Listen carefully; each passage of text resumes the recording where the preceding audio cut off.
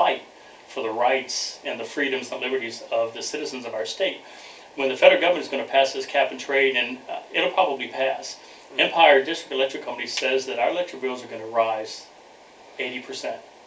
I don't know about you, 80% in my electric bill, that's another $80, $160 or so every month. So from $200, $360 a month. So that's not a tax, but that's going to be monies that are going to come out of our pocket. Healthcare, people that don't have healthcare, they're going to be fined, or you're going to be forced to have healthcare, etc. Or healthcare that they deem appropriate. So that's going to be money also out of our pockets. The YPN group, a lot of young professionals. I don't have insurance by choice. I pay for all of my doctor visits, etc. And a lot of people that are young do the exact same thing. I'm 44, I'll be 45 here in a couple of weeks. I rolled the dice and I won. I have not had any medical problems. I have a wife and 3 children. We've been married 18 years. We've never had any medical problems.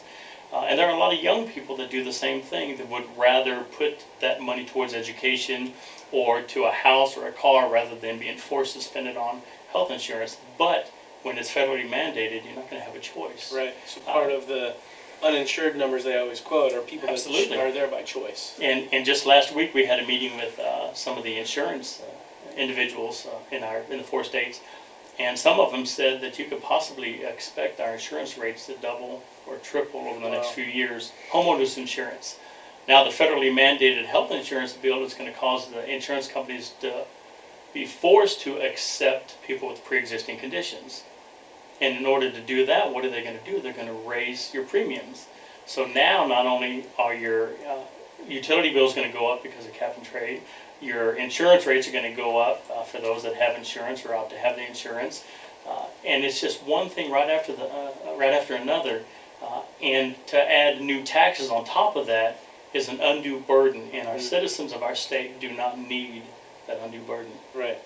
So, but the cap, to go back to the cap and trade, there's nothing on the state level we can do to protect ourselves? There is nothing that we can do except for whenever you look at the health care bill that passed in Washington. We're going to be able to vote as state citizens on whether we want to be forced into doing that. We don't know what's actually going to happen if that passes. We're not sure exactly what it's going to do. But one of the things that we need to make sure that we understand is state sovereignty. That is being overspoken. People utilize those words quite frequently here, not understanding what it is. But you know, we are an autonomous entity, our state is. The states created the federal government, and not vice versa. The states created the federal government and wrote the Constitution. They wrote the Constitution so they could put the chains on the government and keep them from being a burden and overgrowing what their responsibilities are. And I think our federal government has strayed away from where our forefathers, our founding fathers, really intended them to be. Article 1, Section 8 of the Constitution gives the enumerated powers that our federal government can have. There's a lot in there that our federal government is doing that has nothing to do with their right or their authority. So what we need to do is understand that as state legislators, again, it's our responsibility to protect our citizens.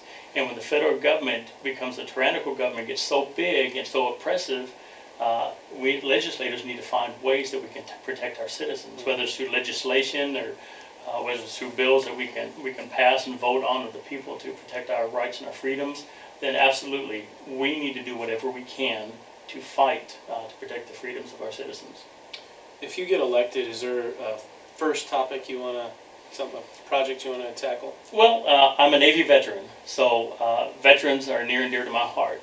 I have an instance of a friend of mine that got back from doing 3 tours in Iraq, came back here, went to register the car. The car was with him in Germany, never drove 1 mile on Missouri roads, and when he come back, they said, "Oh, you owe us $500 in personal property tax."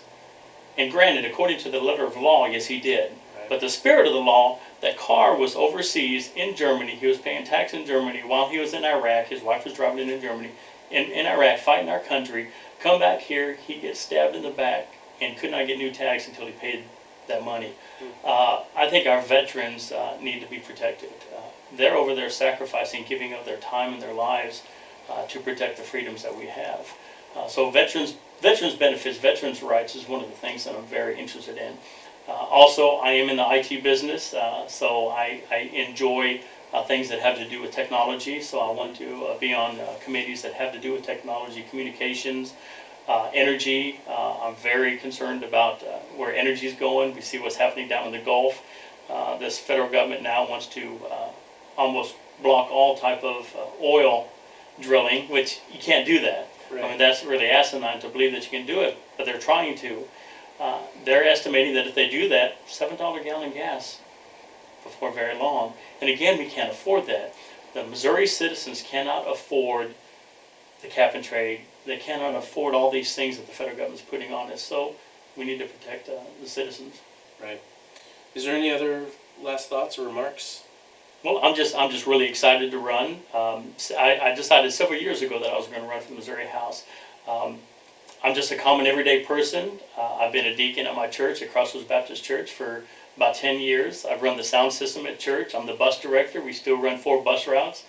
And my next literature piece that comes out has got pictures of me with my bus kids. I have a heart for the community, and I have a heart for the community, the kids that are in our community. We pick up so many kids that need love, and they're not getting it from the house.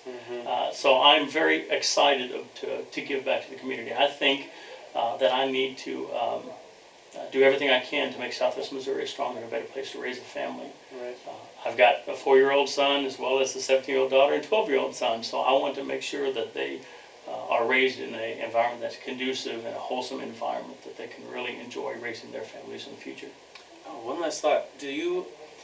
What do you think about the European model for getting in the technology into the cities with its cell phone and internet versus the way we do it here? I'm not against it, but I'm not sure that it needs to be a government controlled, government regulated entity. I think the government needs to be as small as possible. And when you read the works of our founding fathers, that's what they intended. They did not intend the government to handle every aspect of your personal and private life.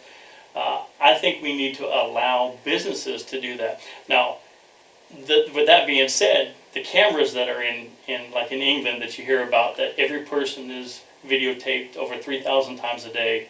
Wow.